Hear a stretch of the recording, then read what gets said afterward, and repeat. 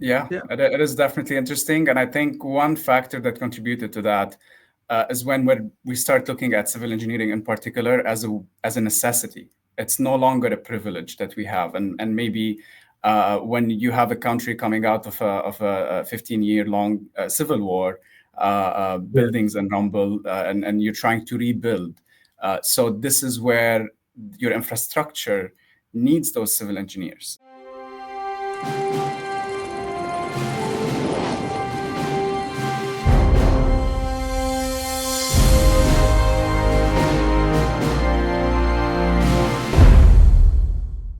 Hi, folks.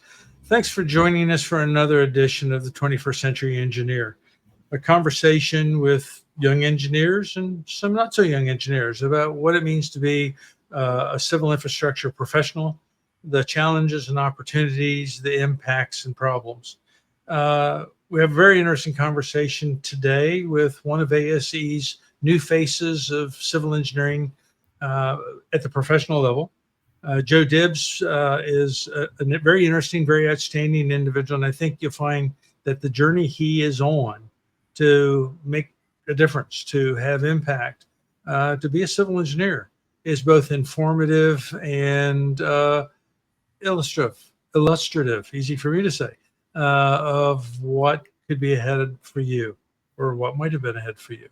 So with that said, Joe, thank you very much for participating today, for having this conversation. I truly do appreciate you taking time out of the day to do this.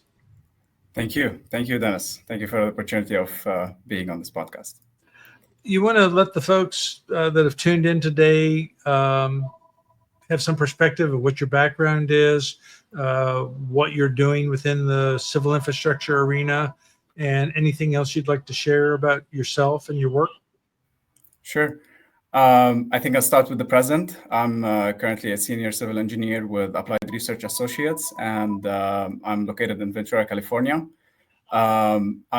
My work mainly focuses on pavement management, pavement condition surveys, pavement design, and asset management. This is the primary focus of my work now in the transportation field.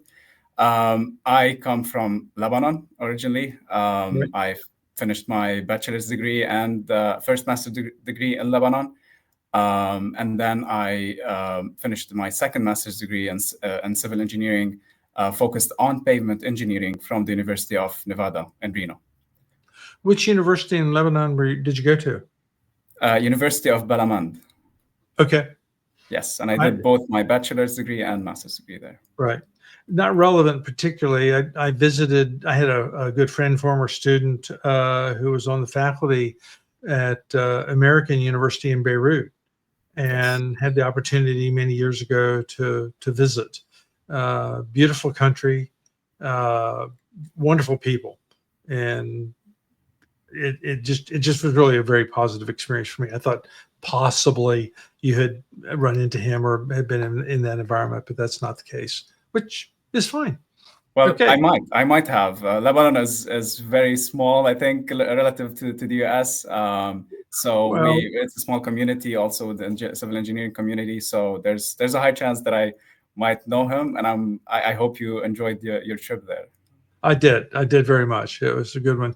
I was helping set up a program and review their process, what ultimately led to their ABET accreditation, which is why I was invited over. But anyway, this isn't about me. This is about you.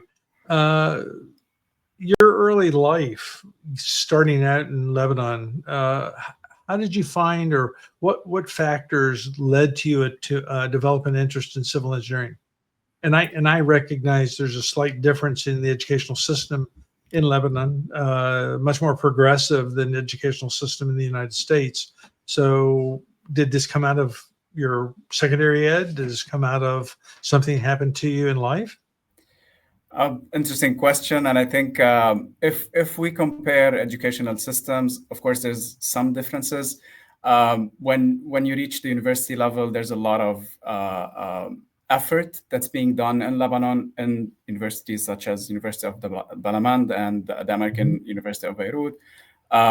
They are trying to push for ABET accreditation, to be in conformance with the United States educational system. Right.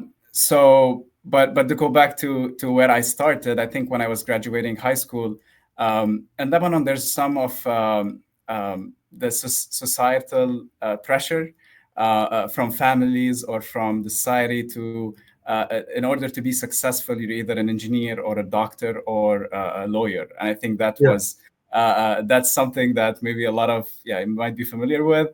Yeah. That wasn't the main that wasn't the main reason per se, but that was definitely one of the reasons, because I was at high school, I was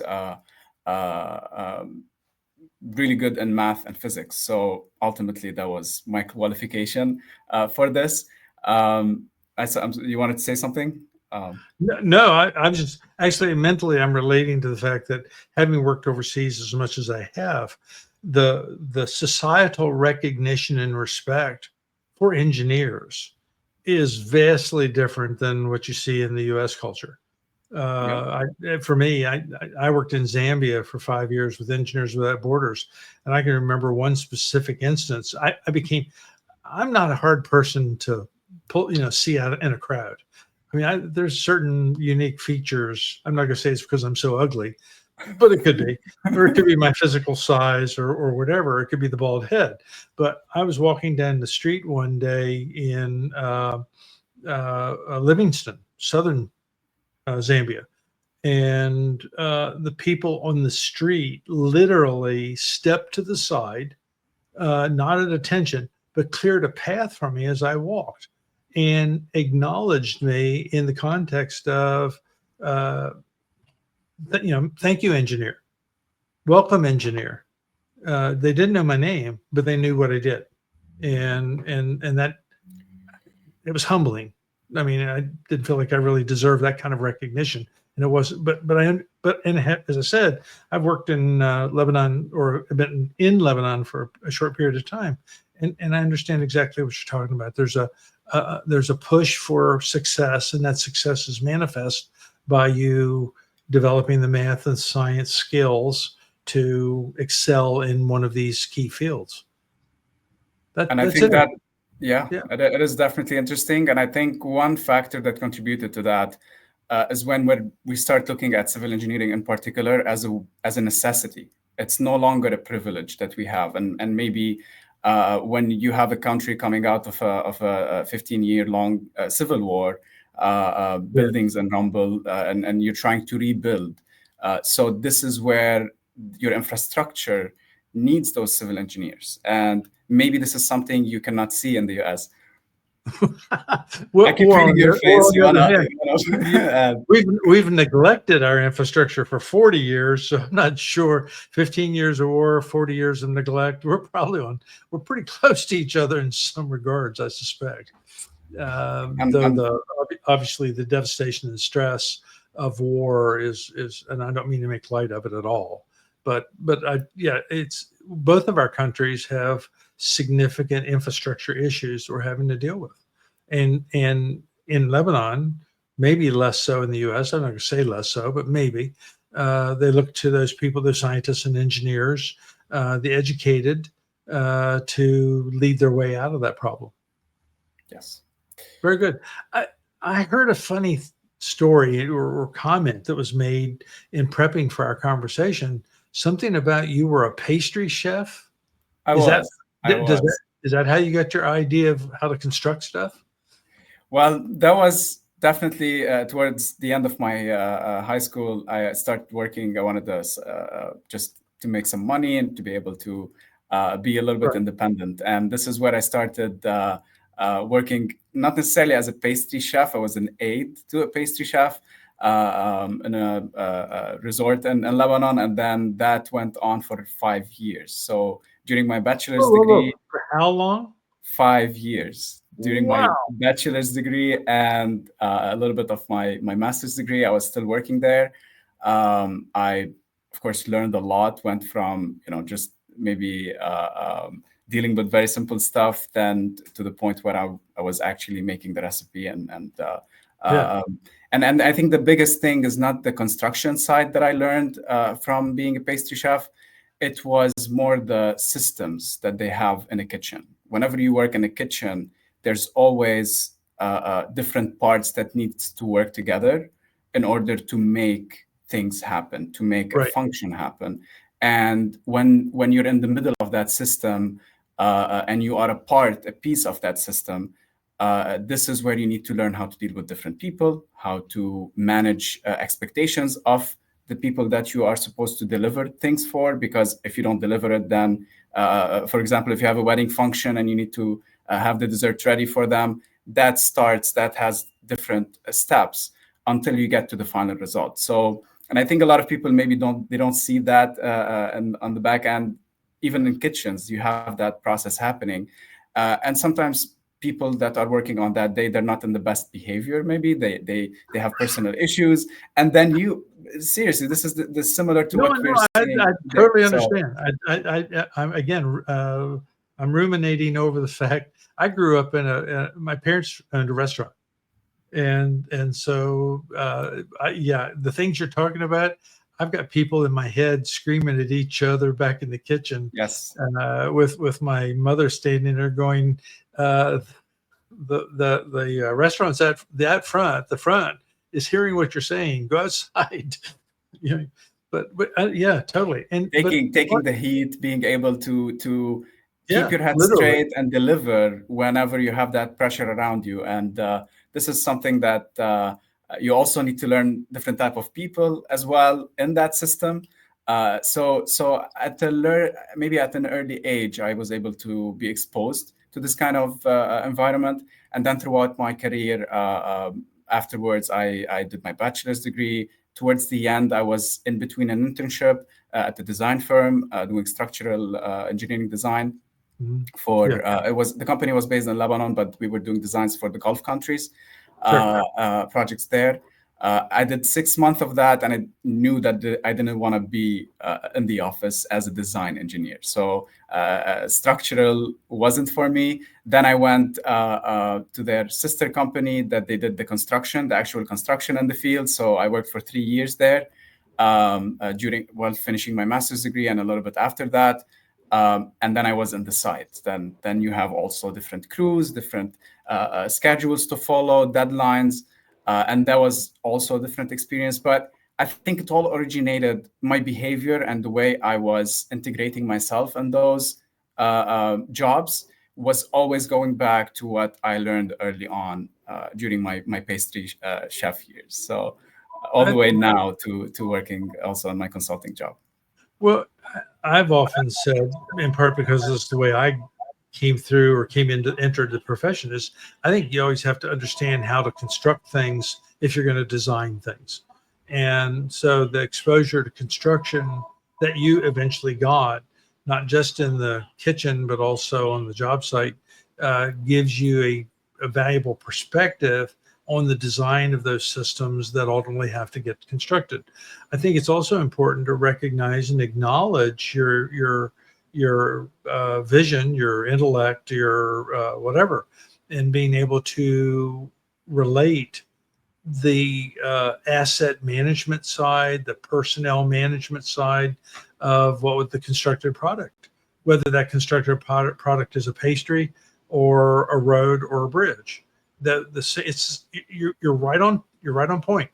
The similarities of taking different components and ultimately ending up with a final system, a final product, and having to make all of those pieces come together at the right time and fit the right way is not necessarily easy, but it is something that can be learned and done, and it can come from a lot of different angles.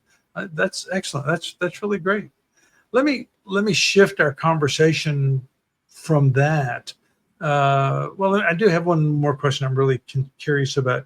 As a faculty member, as an academician, I brought a lot of students from overseas into my graduate program to work with me and to presumably learn with me and ultimately complete advanced degrees. I always wanted to know, I was always asked them, and I'm going to ask you, what was it like leaving, I'm going to say home, to come to the U.S. to work on an advanced degree, to pursue that master's? Interesting. Most people have no idea. So I'm just wondering if you could share some of your experiences or perspectives on what it's like to make that kind of a change in your life. I think the degree coming to as I mentioned, at the university level, there's a lot of similarities between Lebanon and the US, but the day-to-day life is what's going to be completely different. And this is the reality that I was maybe hit with when I first came here. And I think the success or the technical success or getting that degree really relates to how you're dealing with your day-to-day. So when I came here, I was lucky enough. There was a great international community that was helping me maybe with lessons learned, just helping me settle, like just with the simplest things, having a lease. And like I didn't even understand the lease, because in Lebanon you live with your family, and then you live with them until you get married, and then you move. Or maybe not so much now, but when I was still there, that was the case. You don't have this independence at 18, and now you move out and you're living on your own. So when you come to the US or any other country, really, when you leave your home country, now you're alone. You're alone with people that you never maybe like you're just meeting for the first time, even if you knew them in any other way virtually. When you get to be with people in person, now you live with them, now you live around them. So it was really important, that international community that was supporting me. There's a really beautiful Lebanese community also in Reno. So I feel like I was lucky enough. Maybe not a lot of international students have that opportunity, and I hear a lot of stories from other international students where they come to the US and now they're living alone in their bedroom, and then they go to the university, they work, and then they come back, or they study, work, and then come back to be by themselves. So and then they become homesick maybe. So I feel like I was very lucky to be there, and that opened up the door to also it helped me also be able to go into the consulting field or the corporate field, basically, and be able to have my personal life sorted as well. Yeah, and it's an analogy to graduating from college and going to work first time. You're leaving the collegiate environment, whatever that represents, while you're in school, and going into the workplace where potentially, arguably, you don't know what it's like to keep a job. Show up at 7:30 or 8 o'clock and stay to 5:30, 6 o'clock, if that's what the expectations are. Or all of a sudden now, all of the friends you had developed or had for years, if not for your lifetime, have been left behind. And the people that you're now socializing with aren't of your own choosing. There are people here that you're going to become friends with. There are going to be people here that you're going to have to tolerate. And that's a skill set. But I think the point that I'd lift up from that is that you found yourself having support from a community of individuals that understand the transition that you were making. The individuals who knew what it was like to be Lebanese and coming to the U.S. and embraced you and supported you. And so finding that community can be a bit tricky, but finding it is just as important. With that transition, with that said, is it reasonable to say that you found some support from organizations like ASCE, maybe even APWA, or from your employer? Did they provide that kind of transitional support when you finished graduate school and moved into the workforce? Actually, that's a very good point. I'm also very involved with APWA and ASCE. So when I first moved to Ventura, when I'm currently located, I was looking for a community. I had that community at the university in Reno, Nevada. And then I moved to Ventura. I didn't know a lot of people around. I didn't know anyone, really. And I wanted to find like-minded people. So that was my first maybe place to look for those friends that I'm really happy now to call these people as friends, because I started out with APWA. I was already involved with the ASCE back in Lebanon, the student chapter level. Good for you. So yeah. So when I came here, it was an easy transition. Maybe I knew already about the organization. APWA not so much, which is the American Public Works Association, for those who don't know it. So it was a little bit, but when I went to those meetings, those luncheons, everyone was very welcoming, and that was, I think, I don't think you find it everywhere. Maybe that was my personal experience. So they were very welcoming. I was really encouraged to join the Young Professionals group. 2 years later, I'm the YP chair, the Young Professional chair, and for APWA, and I have a really good friend group. I call it. I don't call it the Young Professional group because really every event I'm setting up only the date and time, but they're doing everything else. They're showing up. They're being there. They're helping in bringing that event to life. So that was my experience. And then with the ASCE as well, we have a really, really great group as well. The ASCE group is for Santa Barbara County and Ventura County, so it was a bigger geographic area to cover. Yes. Yeah. And it's a good group too, because they're active, they're engaged, they have activities that are focused on people in your career position. Yeah. So I'm a member of the board now. And, yeah. Go ahead. I'm sorry. No, I just wanted to mention I'm a member on the board, and we plan events, and it was just easy to integrate and to help me find my place in Ventura. Like I really now think twice if I want to change location because I have that. I mean, the biggest factor is not the job, is not the salary. That's secondary for me now, because I feel like I found a community around me where I can be comfortable and stay. Well, that's because you've built your community around your profession, and so you have professional support, you have societal support, and there's a lot of overlap between that, and that's really that work-life balance again. If you have to turn one off to get to the other, that can be a bit stressful. But you've successfully, as you tell it, it sounds to me at least that you've been quite successful in developing again that support structure that bridges the gap between your personal life and your professional life, your service life and your entertainment life, if you will.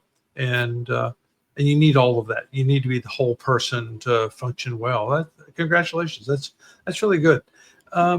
I understand from what we were saying just briefly a moment ago that you've kind of transitioned over into a focus on pavement materials. Is that correct? Correct. Okay. I think basically civil engineering chemistry. Yes, that's very much so. So I think for a lot of people, they're not familiar with pavement engineering, but to relate it to your earlier point about work-life balance, sometimes you have to do what you like, and when you find that, I think you'll find that work-life balance easier, much easier. And I really like pavement engineering. I started when I mentioned earlier that I started with structural engineering. I did that, and I found out that I don't want to be in construction. I don't want to be in the field, which a lot of other people might like. It's not for me. And I started going towards geotechnical engineering a little bit more. In Lebanon, I was able to work on a project that relates to binders, which is part of the pavement. Binder testing, material testing, and that opened up the opportunity. If you're not a civil engineer, just go look it up. It's. I mean, look at your roads. There's asphaltic binders and there's cementitious binders, and what they're binding together is an aggregate that carries a load. And there's more to a road. Making roads is a lot like making cakes. Oh, geez, guess what? We got a pastry chef with us. There you go. maybe that's in the back of my mind. You know, when I was working on pavements, that maybe aligned with what I was doing earlier. So it just made it easier for me to accept it. Transition. Maybe that. Don't eat the end product. Yeah, I need to look more into that. But really, when I started especially here during my master's degree, when I started learning more about pavements, I understood that it's not only about one. There's a lot of disciplines in civil engineering, so it really relates multiple disciplines together. So there's a lot of concepts that you need to understand. It's not as simple as just laying some asphalt on the road and just compacting it. That's really not the case. And moving forward, the research is really looking at the sustainability of those roads, how you can reuse those roads. And that's where I was really fascinated with that. And when I transitioned to consulting, that really helped me in because with pavement management, I deal with pavement networks for cities, counties, and multiple agencies. So I'm looking at maybe an overview about the entire network. I'm looking for recommendations to give those public agencies or private agencies to improve those pavements, reuse it, and to properly distribute their budgets. This is mainly what I do now. Excellent. Congratulations. Yeah, most people, as you suggested a second ago, look at a road and give it no thought. They think of the surface or the road course and don't realize that a flexible pavement, an asphaltic pavement, is several feet deep. Not all asphalt, but the foundation, how that's created and how you stabilize that, and then the binder courses and just simply what you're using as aggregate, the difference between the different choices, regionally, locationally, all have impacts on that design. So it's not a matter of just saying, go pave it. It's a matter of figuring out what it is you're paving and what you need to pave it with. And again, I guess I intentionally go back to the same analogy here. It's a lot like making a cake. There's different types of cakes, different geometries of cakes, different flavors of cakes, and roads are the same way. And it's a lot more than just whether it's a cement road or an asphalt road. And of course, cement becomes concrete, and asphalt becomes pavement, asphaltic cement, if you will. So anyway, that's interesting. I understood some aspects of that. I didn't realize that's exactly where you were. Did you find it difficult for those who maybe are in the same position where they're finishing their degree and getting ready to move into consulting or working for an agency or whatever? Did you find it difficult in terms of transitioning from the academic life to what I'm going to call the real life? At least that's what he said when I co-opted. You go to school, it was not real life, and when you're back to work, it was real life. So, did you find much transition? Yeah. Yes, I can use an analogy about real life and work life really now. It's a little bit. Of course, it's a lot different when you're in school, especially even if at your master's degree you're doing some research work in the lab. You are focusing only on one project, and you have one supervisor. He's giving you that feedback, and then there's one feedback loop. When you move into the consulting life or any maybe corporate, any job that you're going to, now you're dealing with multiple individuals. Although you have your boss, that's your direct report, but you have to maybe keep an open mind. Some companies, they've been doing things for a long time the same way. And when we come out from the academia, we have the technology, we have we're really excited to improve things. We want to make things better, which is very important. And I think my mistake during the first year was being too excited.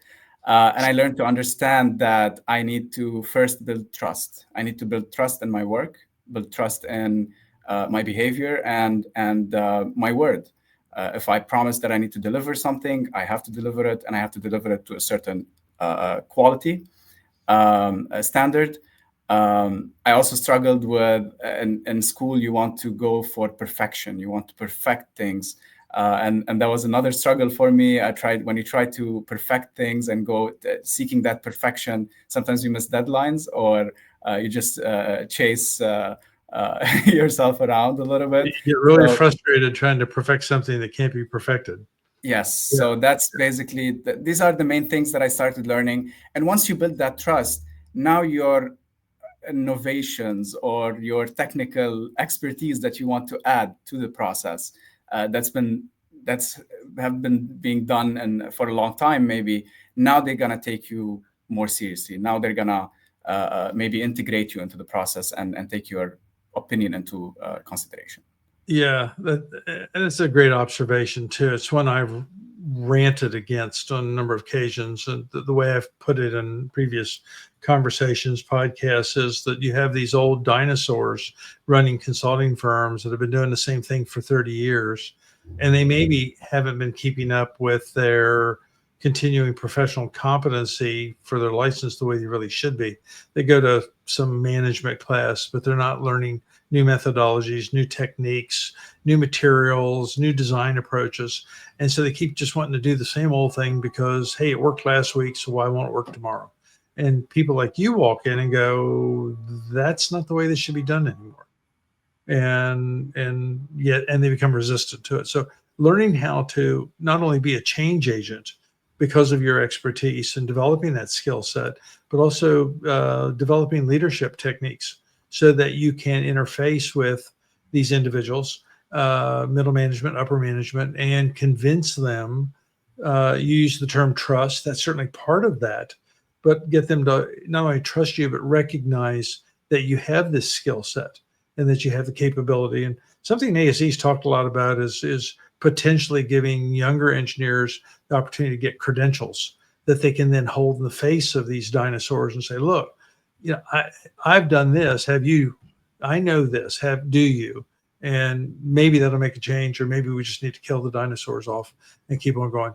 And I say that though I would qualify as a dinosaur. I had a brain transplant a couple of years ago, so I'm recycling everything.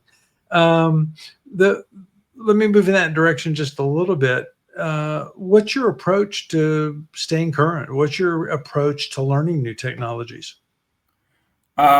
I think the biggest thing is, first of all, just to go back to relate to your latest point, I don't think we should kill dinosaurs. I think we should learn from them. We should preserve their knowledge, really. Like there's also knowledge over. Yeah, take their brain out, keep them, get rid of the rest of it. No, I understand, yeah. but I think I'm going to relate it to this point, which will, what I'm trying to say now with the technology and learning new things. I think one of the main things that I want to learn is how to digitally maybe preserve the knowledge of those dinosaurs. The people that were there, they did this for 30, 40 years. How do we preserve that knowledge without losing it? And this is basically what maybe AI now is offering. If we can document that knowledge in a certain way, make sure that we have it documented properly, indexed properly, now we can use that in our future decision making. And this is one of the things that I'm hoping that more companies will start thinking about and start doing. But for me personally, when I start learning, I learn as I go, tools that I need. I start experimenting with small scale projects. I experiment with something, and then if it works, now I try it on a bigger scale. And I think a lot of people are maybe familiar with ChatGPT. This is what they go for now with AI. Others, they go for other coding tools. So I really try a little bit of everything, and whatever works for me, I try to push it for a bigger scale. Well, that takes a lot of personal confidence, because, of course, in that experimentation, there's also the risk of failure, and being able to offset that failure with fixing whatever it is that didn't work right. But certainly, you don't learn if you keep doing the same thing over and over. Yeah, and the one thing, for what it's worth, that I've advocated for, that civil engineers, of all the engineers, rarely do, is what I refer to as a post-mortem or a forensic analysis. I designed something, a problem, because I had a problem. The problem went away because what I designed was put into place. They never complete the loop and say, but did what I put into place really solve the problem, or did it get solved for other reasons? Did my design function the way I expected it to function to solve the problem, or is some other aspect of what I designed solving the problem? And until we do that, validate the design through inspection, through testing, through analysis, through telemetry, and AI is going to be part of that too. It's hard. Don't get me wrong. I wasn't advocating for killing the dinosaurs off without extracting the knowledge. Having that perspective of what was done is what we build ourselves on. We stand on the shoulders of those that precede us. All of us do. All of us have. All of us will. And so knowing where they came from and why they did what they did when they did it is relevant to why we will do what we do tomorrow to solve the problems of tomorrow. Yeah. Okay. Want to twist you in a different direction in the few minutes we have left, continue our conversation and really talk about more about the present and the future of the profession from both a technical and really a societal perspective. There's a lot of forces coming to bear that are basically disconnecting what engineers expect and what they encounter when they get into addressing these challenges. It's my understanding that this is something you've been confronted with. Any perspectives on this disconnect between what engineers expect to do and what they find they're doing? Is it simply the fact that you're walking in with this skill set and you don't have the immediate trust of the people that hired you? Or I think that's a big. I think that's a big part of it, especially when someone is very successful in the academia and they're working on one thing for a long period of time, and they know that they are experts in that specific thing. And one thing that in my observation, we underestimate the importance of interviewing people, and sometimes Yes. we rush the interview process. The job description is typically not matching what they're actually going to do afterwards.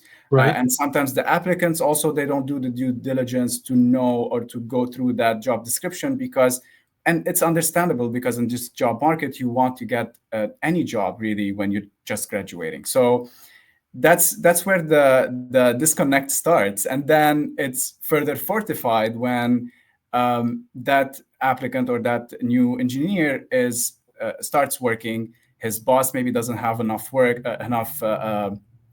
time to mentor him closely, and he's maybe too excited. He doesn't want to wait and maybe start with small wins, build that trust with his boss, and then his boss will take him over. Because really, with retention, also not every supervisor will take the time to give enough time and mentoring for every young professional or for Right. every young engineer that he's getting through the door.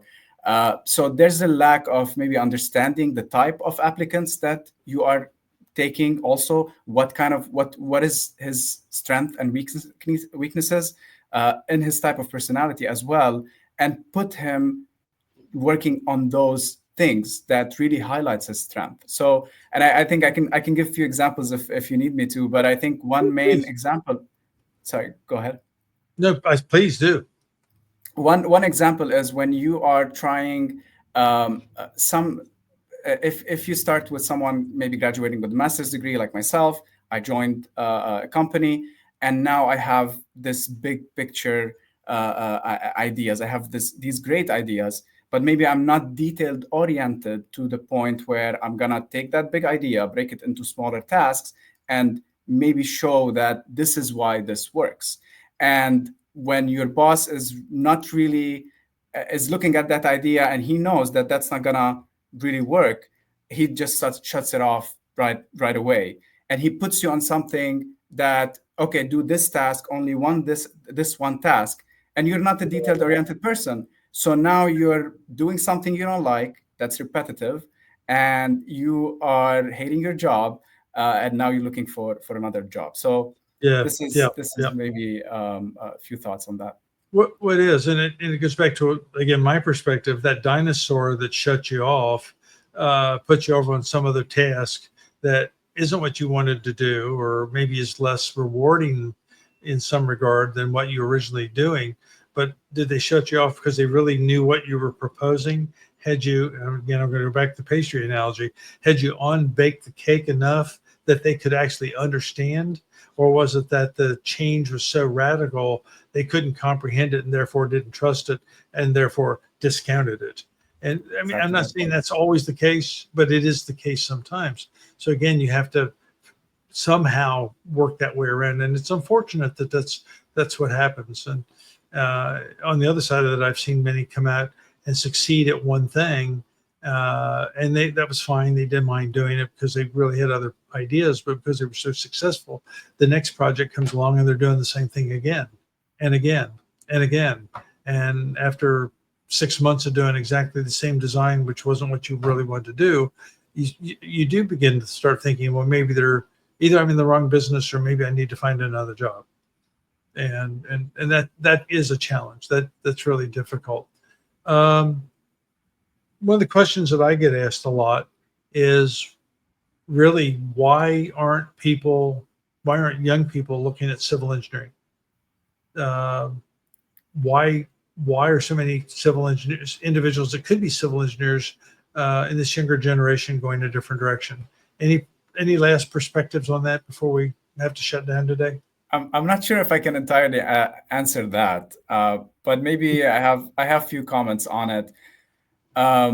We never made civil engineering attractive enough for the younger generation. Now with the social media, with just you have a lot of options. Maybe some majors will maybe look a little bit more attractive to the younger generation. This is what I want to do.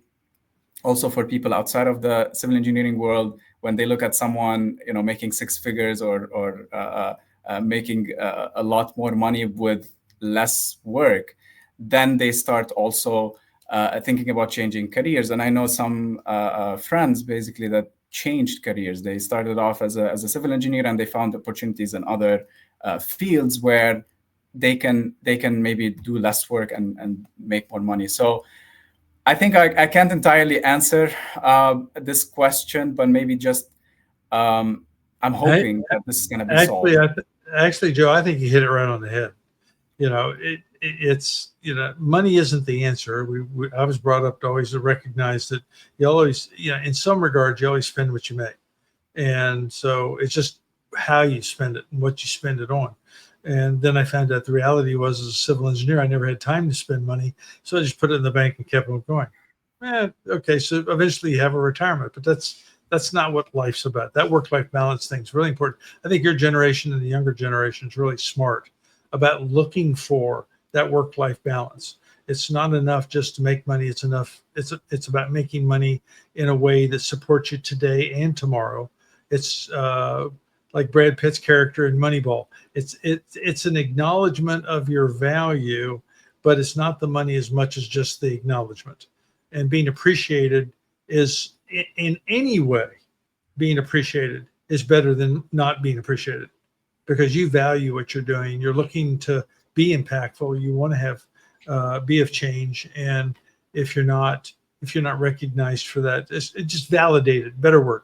You're not validated in doing that. It doesn't have to even be recognition. It's just knowing that you're doing the right thing for the right reason, and that'll carry you a long way. And you are. And I truly do appreciate you being with us today and sharing your perspectives. This aspect of your life's journey, which is by no means anywhere near being over, unless you walk in front of a bus after we get off this recording. Please don't, because we need you in the profession. Seriously, we do. We need you in this profession. We need you in the organization. ASCE needs you. With 30 seconds, more or less, 25 words, more or less, any parting thoughts you'd like to share? Yes. I think setting a goal, if you're a young engineer or a mid-journey engineer, maybe an engineer in your journey, set that goal. Be consistent. Don't look for being brilliant in any single day or in any single field. Just be consistent. Keep doing what you know how to do best. And I think if you put in that much effort, you're gonna get that success. You're gonna get that thing that you want, as long as you work towards the goal that you have set. And this is something that I tried. I always try to put a goal and go towards that goal. and work towards it. Of course, over time, you keep reviewing and going over it. But being consistent is one of the major things that helped me, and building relationships through ASCE, APWA, and those professional organizations is also another very important aspect of it. Yeah, I agree. That goes back to what you said at the beginning, that support system and that opportunity to be of service and alternative outreach, not just as a professional designing roads or pavements, but also helping the next generation, all of which you've been actively involved with. I applaud you for it. I thank you for it. And to those of you that are with us today, as I always say as I close, I hope the time you spent with Joe and I on this conversation has been a time well invested, that you find that the lessons learned pay dividends in your career and your life moving forward. And otherwise, until the next time, be safe, take care, make change, do good. Bye for now.